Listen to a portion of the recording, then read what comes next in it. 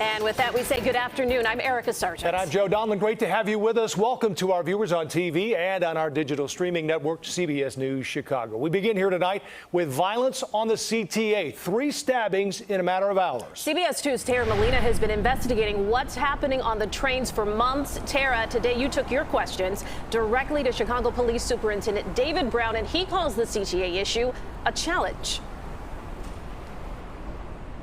Erica and Joe, one of the main challenges Chicago police are up against right now, that's what Superintendent David Brown called these CTA violence issues. We've told you about the unarmed security guards the CTA has dispatched to try to target all of this. Today, the superintendent says police officers are going to start working more closely with them.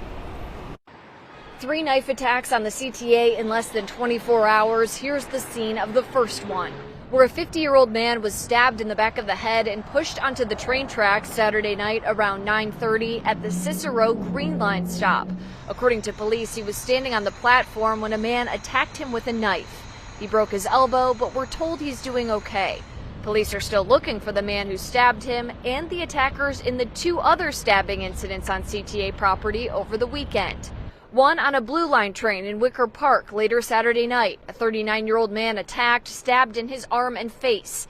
And on Sunday, 3 men attacked by a man with a knife, one of them cut on the arm. The CTA crime is unacceptable. Chicago Police Superintendent David Brown speaking out about the spike we've tracked, verbally committing more resources to the CTA. That we'll continue to add resources until we see this kind of safety that the city of Chicago deserves. Police aren't saying if the 3 stabbing incident investigations are related, but the superintendent did say police are going to start working directly with the 200-plus unarmed CTA security guards working the system now 24/7.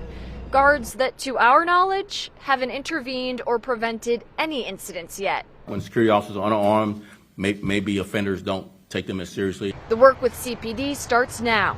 Private security can be helpful if they work in unison with the armed, uniformed police officers. Tracking all aspects of the crime issue closely for weeks now, we know a number of the recent violent CTA cases still haven't been solved. So we asked Brown a question we've asked CPD and the CTA a number of times now.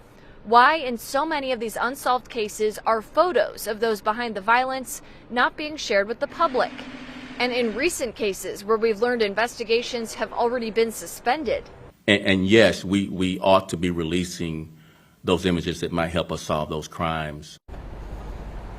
But again, when we brought the superintendent's comment back to CPD asking about releasing images from the tens of thousands of cameras we know are rolling on the system, a spokesperson told us something they've told us before. Detectives will release those images if they see fit. Now, I reached out to the CTA about all of this. No response yet today. Reporting live in the Loop, I'm Tara Molina, CBS 2 News. To see all of Tara's extensive reporting on CTA crime and also her investigations into the unarmed security guards on trains, you can go to our CBS Chicago app. It's free anywhere you get your apps.